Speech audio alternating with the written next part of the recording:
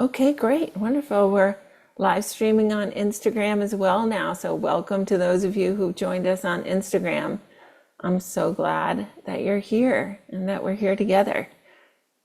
So, we're here to talk about choosing resilience, David's upcoming course on Feldenkrais access, and to take your questions. David, would you like to say something before we get started?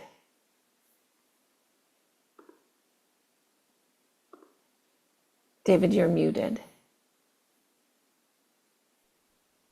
I am very excited about this new course. I've had almost 2 months off from teaching, and in that time, this new course has had a very healthy gestation period, and I am very excited to share with you my insights in this it's an 8-week series, so 2 weeks longer than my normal series. Why?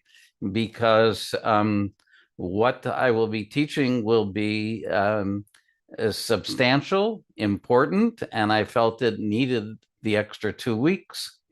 We're going to learn how to return our nervous system reliably and effectively to a healthy and restorative balance.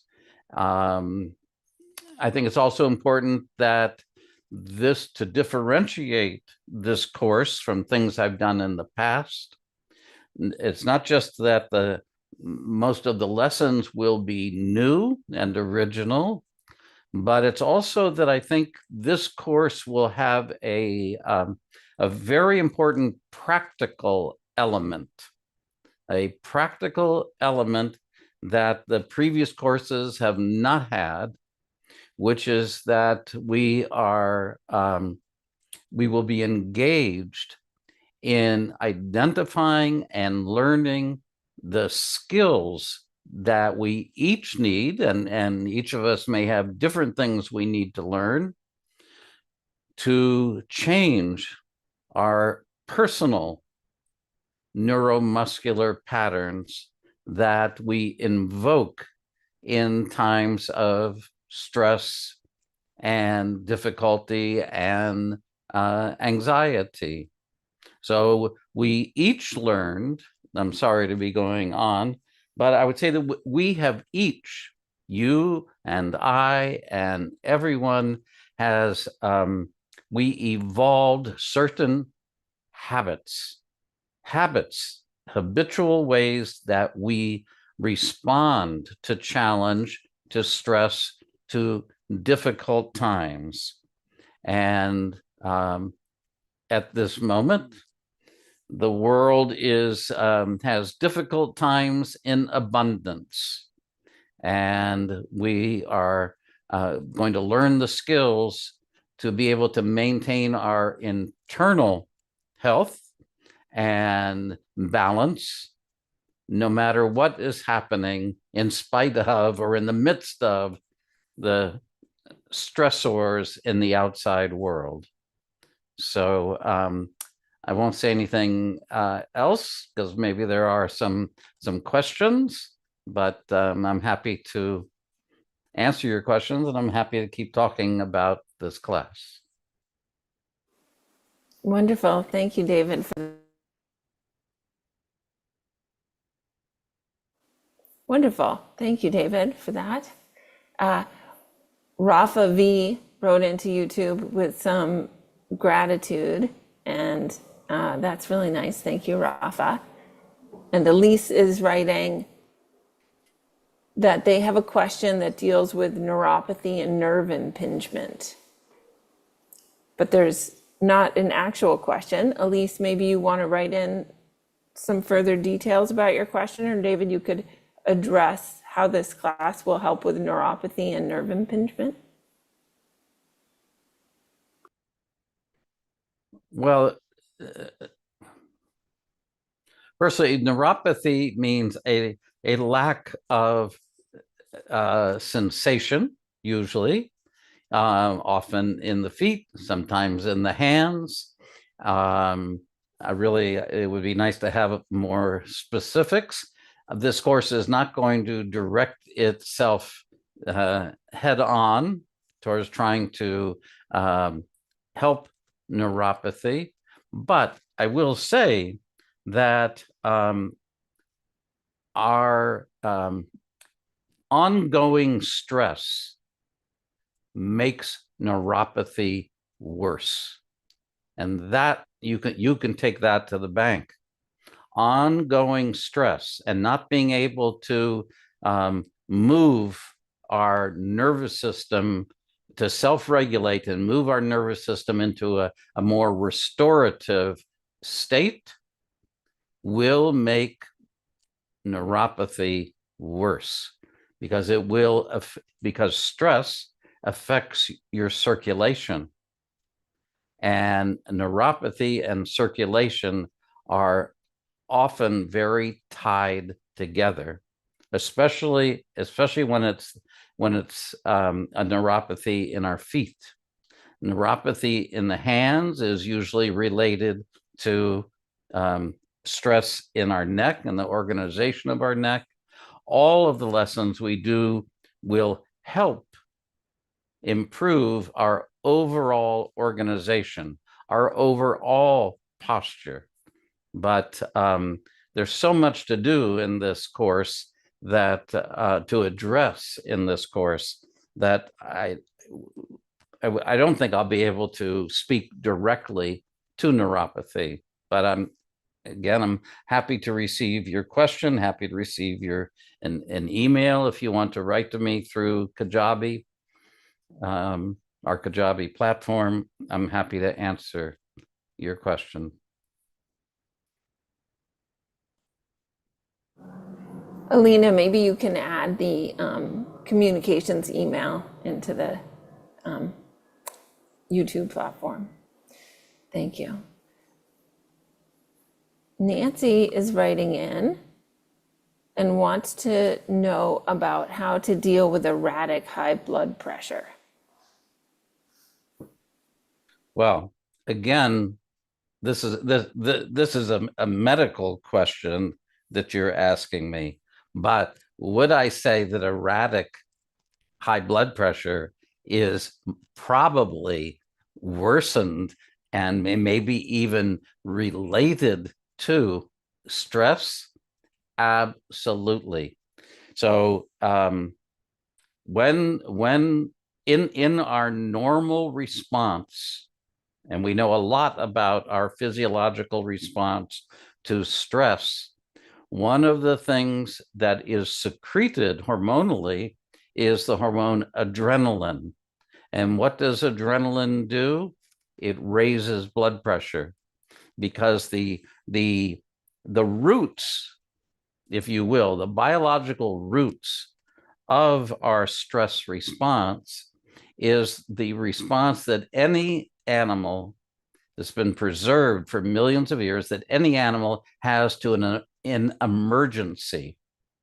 And in that emergency, it is very important for the heart to beat faster so that blood and hormones can move more quickly through the system and bring oxygen to our musculature. That's why stress is often associated with muscle pain, muscle tension.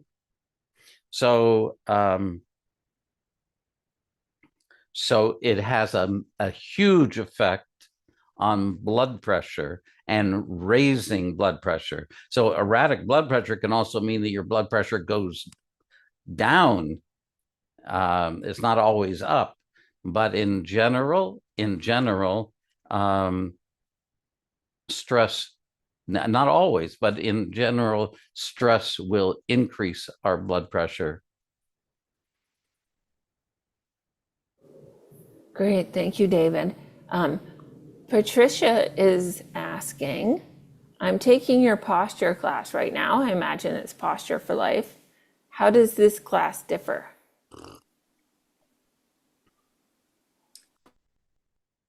It will be very different. Very, very different.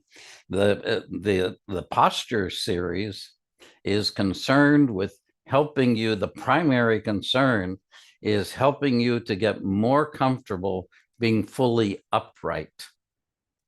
In other words, improving your overall organization, your bearing, if I can say it like that, your carriage in relationship to the environment, which will improve every function.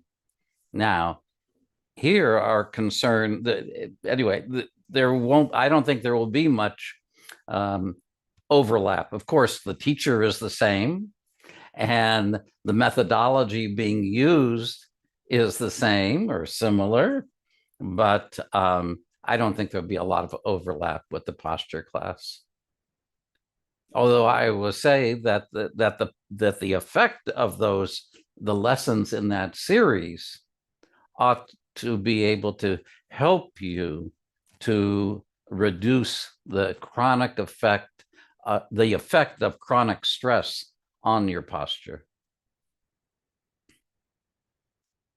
And feel welcome to follow up with another question if that didn't answer you directly. Wonderful, thank you.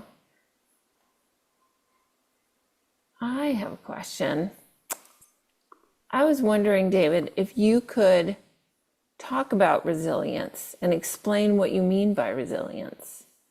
Yes, thank you for that. Resilience is a word that gets bantied about a great deal the last 5, 6, 7 years. And everybody seems to mean something a little different. And what I mean by it is not something that one either has or doesn't have. It is something that we learn. And that thing that we learn is the ability to act in a self-protective way by managing our challenges and the difficulties which are natural to life. It seems at certain moments maybe we have more difficult times than other times, but the ability to take the way that stress and difficulty changes our state of our nervous system, and to move from there to a better self-regulated restorative state. So it's a capacity. It is a capacity, it is a skill, and it is a skill that is learnable. So the better my skills at being able to control and change, modulate the state of my nervous system, the more resilient I can be in the face of a stressful environment. And this is the problem for most of us, which is that we can get stuck in that stress response. We can get stuck in it, and it becomes such a familiar feeling, such an intimate part of ourselves that we don't realize. Most of us, we're so familiar with it that we don't realize that we have habituated to that stress. So what I hope to do is to give you the skills that you need to be able to take control of the balance of your nervous system. David, could you elaborate a little bit about those skills?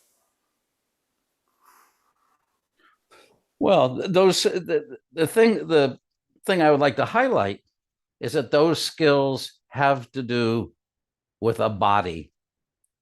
They are embodied skills.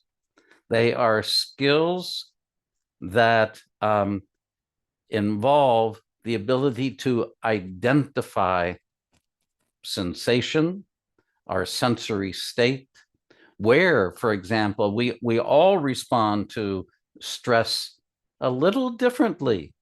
Your response to stress may be quite different than mine, and yet for each of us, that stress has common denominators, physiological common denominators, but I may hold my breath. You may begin to breathe quickly, right? I may tense up my jaw, and you may tense up your abdominal muscles, which of course inhibits your breathing and changes your breathing. And the other interesting thing that I was talking with my wife last night about is that it's a kind of a recursive or there's a tautological thing about it, meaning that the stress response involves tensing our muscles, and at the same time, tensing our muscles can initiate that stress state. So the stress state can initiate a muscular response of tension, but if that tension, if we can't effectively, completely release that muscular tension, well, then the tension itself is maintaining the stress state, because it's part of a loop, as I said, a loop that has been part of animal life for hundreds of millions of years. And we have that loop. That's why we can predict that your heart rate will go up, right? That you can look in certain places and see these common denominators, no matter what animal you're looking at. So, thank you. I don't remember what question I was answering, but I hope I answered it. Thank you so much. It was my question about the skills that people will be developing in Ah, yes. We have a question from Chris on YouTube who is asking, how do I work through dissociation when I'm feeling unsafe in my body because of post-traumatic stress disorder? Are there grounding strategies to be able to reconnect with sensing the body?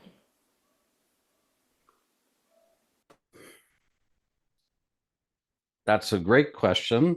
And of course, dissociation is a common part of when we habituate to stress and trauma. And I think it's also, thank you for the question. It's also worth mentioning that everything that we're talking about also pertains to trauma. It's when we use the word trauma, we're speaking to the severity of the event or events that occurred, or the fact that the stress is so sustained that it traumatizes us, and we find it difficult to change, to regulate, to change the state of our nervous system. So at the most basic level, dissociation means escaping, removing my attention from the experience of the sensory, somatic experience of my body. Okay, I'll say it again. At its most basic level, dissociation involves removing my attention, my experience, from that of my somatic self, experiencing self. And so the first concrete step is that we approach the reconnecting with ourself slowly. In other words, the cure cannot be stressful, because if the cure is stressful, it only invokes and supports the response to trauma. So I believe that by necessity, it must be slow and safe. Slow and safe, and modulated in such a way that you feel in control, that it's safe for you to turn your attention toward your sensations. So that I hope that gives you a little bit of the information you're looking for.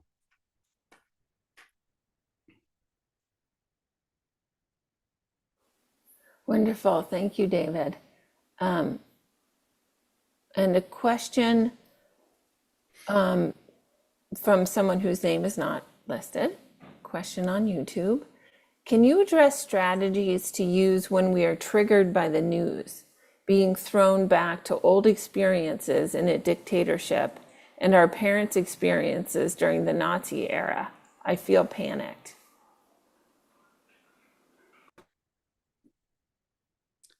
Me too.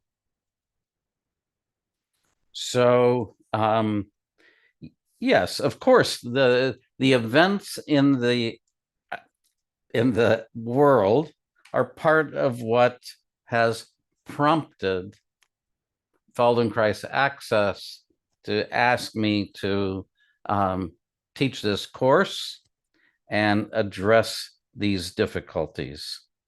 So we are not choosing this stress. Some stress we may choose, work-related stress, for example, we choose, and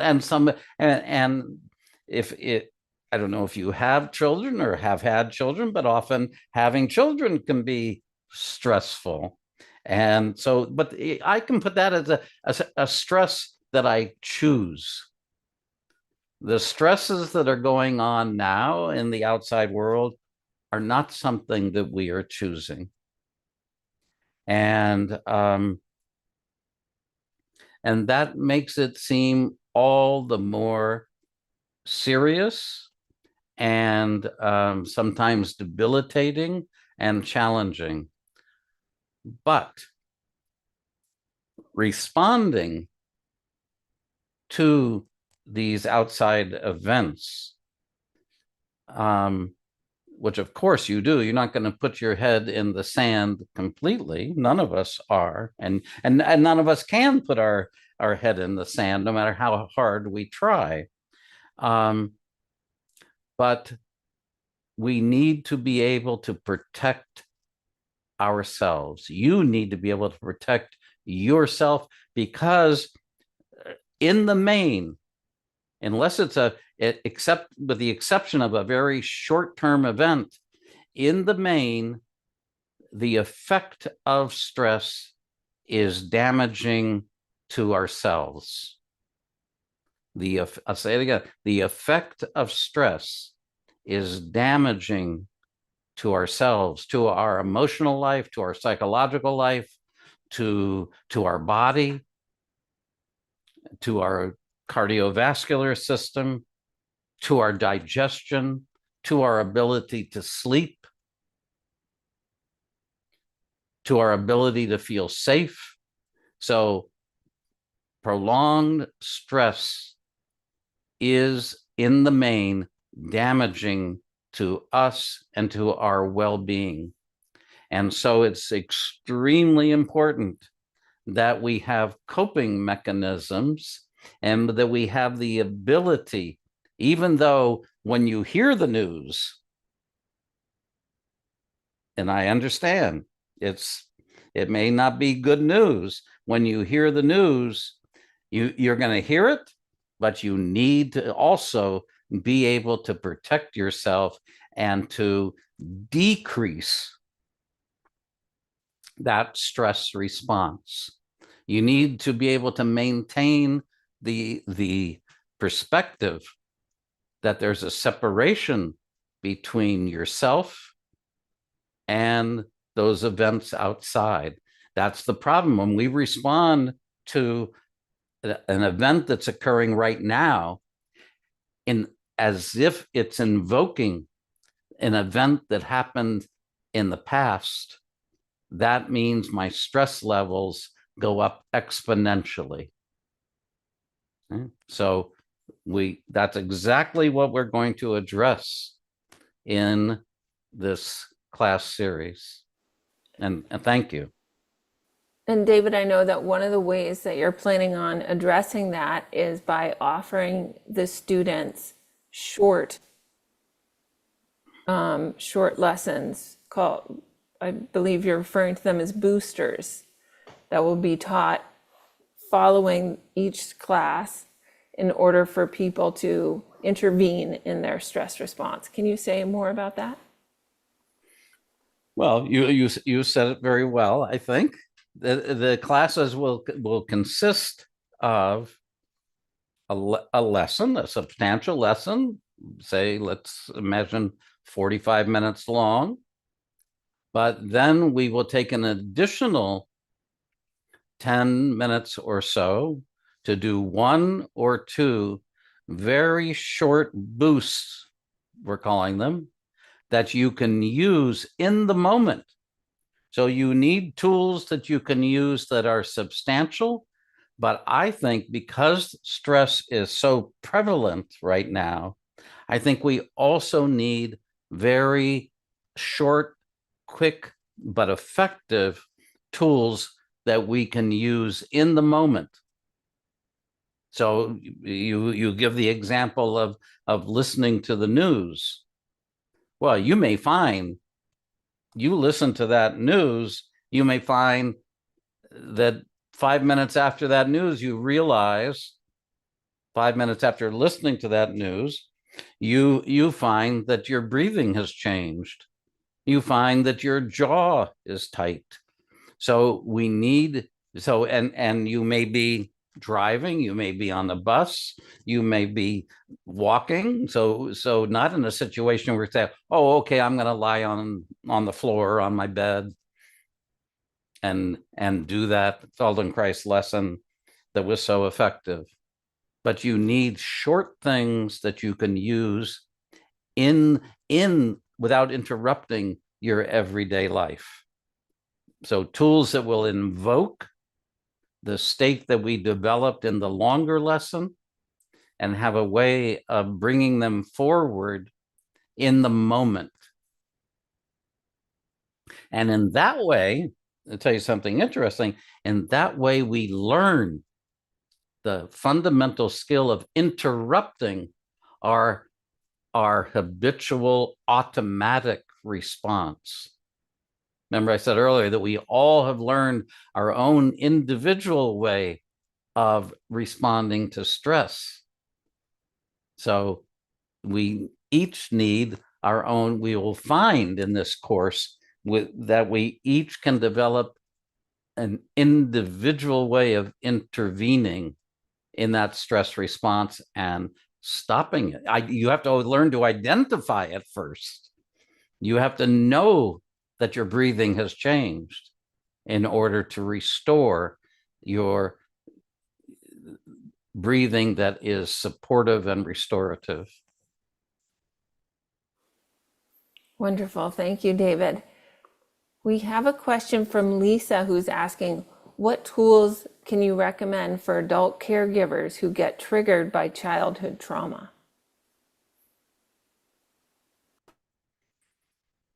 Adult caregivers, which is already a stressful situation. Okay? We have lots of evidence, I don't know if you're aware of it, but lots of studies showing that being a caregiver is a familial caregiver is stressful. So then being triggered I suppose, exacerbates that stress. And probably for every familial caregiver, it's very easy to provoke old memories and feelings. Well, I think what I can suggest is this course.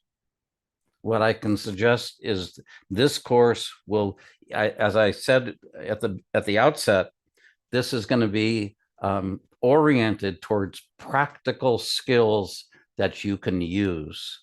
So, God bless you for being a caregiver, but at the same time, you need to be able to have the skills to take care of yourself.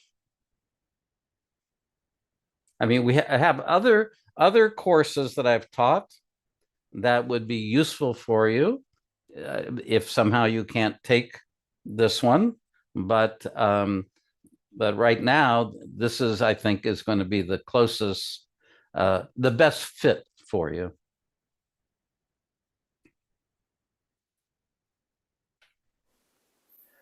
Wonderful. Thank you so much. We do have one more question, and then I think we need to wrap up.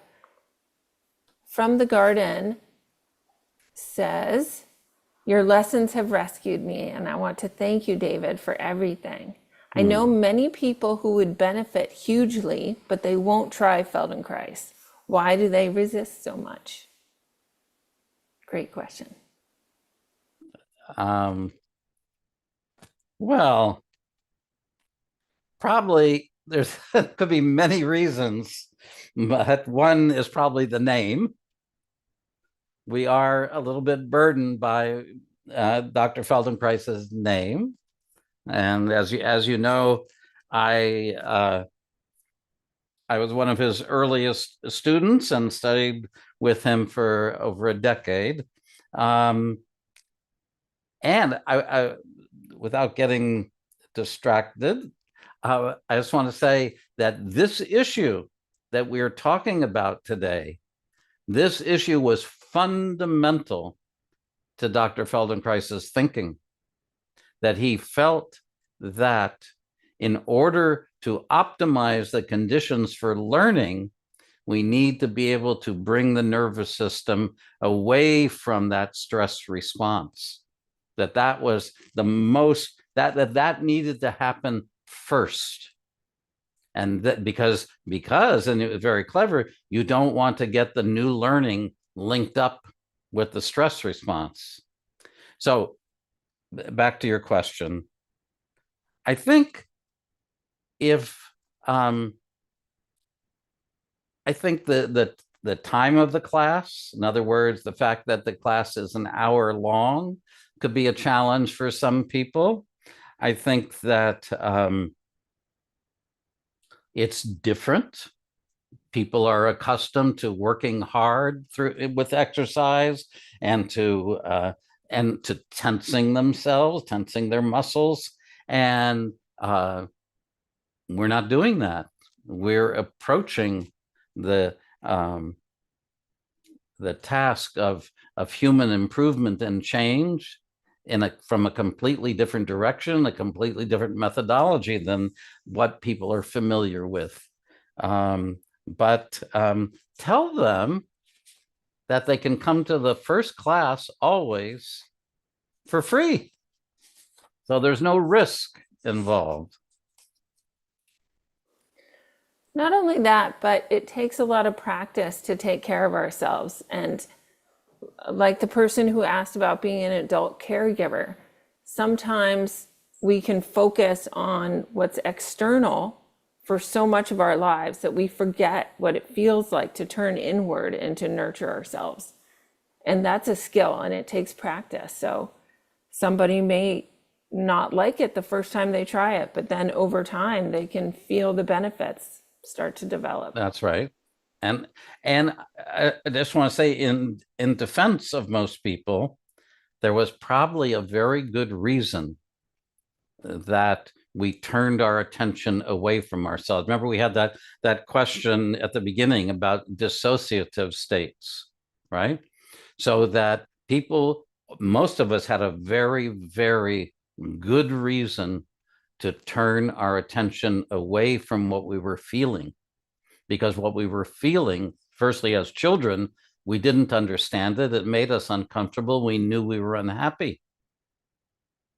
And so to persist in feeling ourselves only created more of a challenge for ourselves.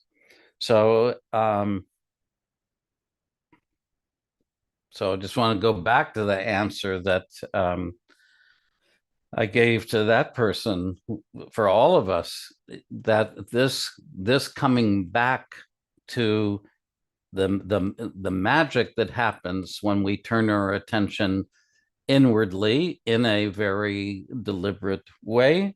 And it is magic that can happen, magical changes, but we have to feel safe.